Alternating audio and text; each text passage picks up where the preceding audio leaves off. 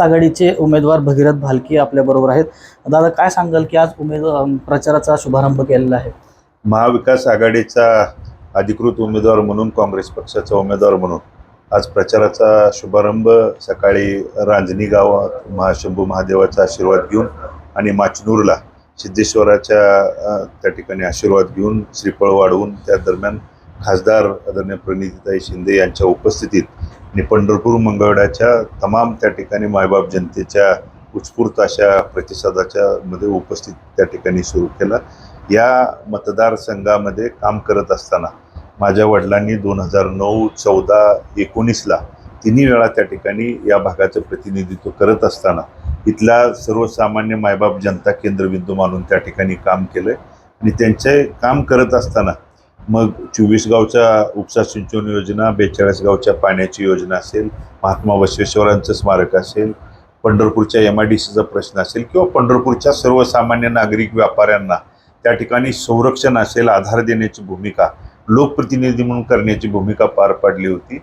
आणि या भागातले जे राहिलेले त्यांनी अंतिम टप्प्यात प्रयत्न करून आणलेले जे प्रश्न आहेत ती सोडवण्याची भूमिका आणि अधूर स्वप्न पूर्ण करण्याची जबाबदारी ही भविष्य काळात त्या ठिकाणी आमची असणार आहे. त्या दृष्टीने आमचा प्रयत्न असणार. विठ्ठल परिवार हा 4 मतदारसंघामध्ये विभागलेला आहे, नक्की कोणाच्या पाठीमागे आहे? विठ्ठल परिवार हा ठिकाणी 4 मतदारसंघात विभागत असताना महाविकास आघाडीतल्या काही त्या ठिकाणी या पंढरपूर मंगळवेढा मतदारसंघात त्या दरम्यान उमेदवारीच्या बाबतीत अनेक त्या ठिकाणी समस्या निर्माण झाल्या.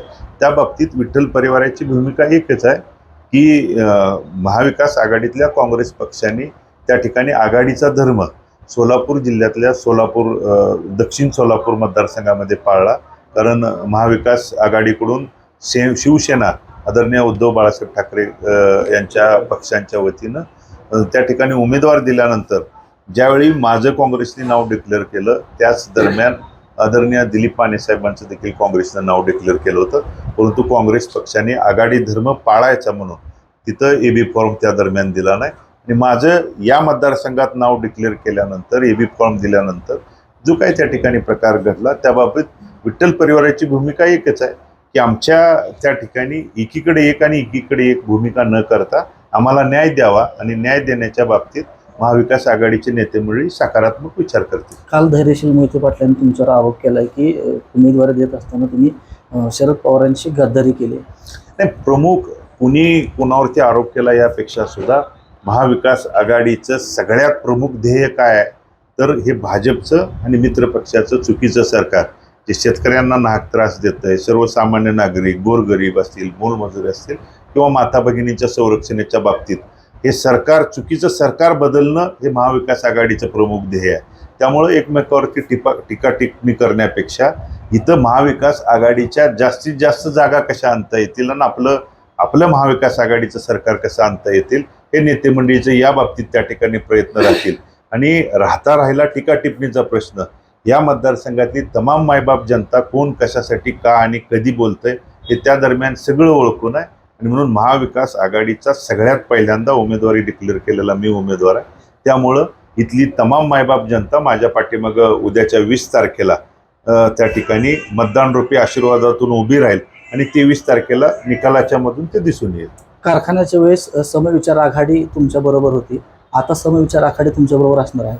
मुळात दामाजी सहकारी साखर कारखान्याला हे जे विद्यमान लोकप्रतिनिधी आहेत तेच त्या ठिकाणी चेअरमन होते आणि नाहक त्रास शेतकऱ्यांना होत होता आणि तो चुकीचा माणूस बदलायचा म्हणूनच त्या ठिकाणी समविचारी आघाडीची स्थापना झाली. आणि त्यांनी सगळ्यांनी प्रयत्न करून मग इथले वडीलधारे असतील, ज्येष्ठ नेते मंडळी असतील, सर्व कार्यकर्त्यांनी एकत्रित येऊन त्या दरम्यान मोठ्या मताधिक्यानं त्या पॅनलचा त्या दरम्यान विजय झाला आणि चुकीचा माणूस त्या दरम्यान बाजूला राहिला. तोच चुकीचा माणूस बदलण्यासाठी मी या विधानसभेच्या निवडणुकीच्या निमित्तानं प्रयत्न करतोय.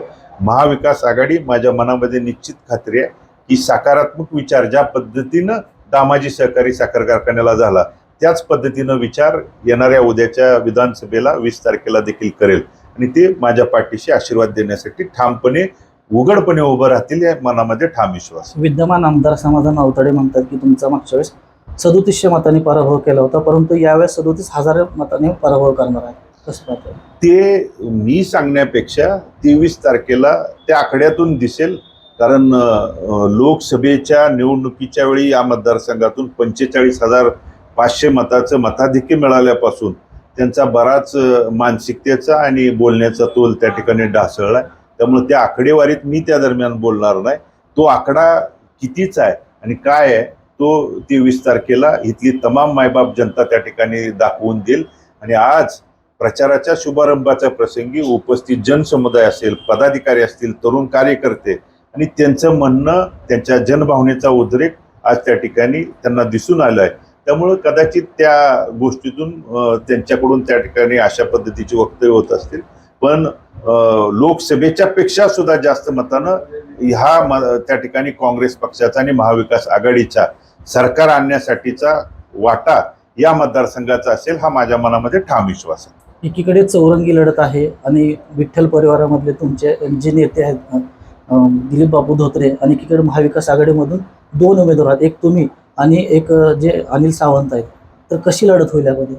नाही, मी तुम्हाला सांगितलं आणि वेळोवेळी आम्ही सांगतोय, आमची प्रमुख लढत सरकार बदलायचं आहे आणि सरकारचा चुकीचा माणूस विद्यमान लोकप्रतिनिधी बदलण्यासाठीच त्या ठिकाणी आमची लढत असणार आहे.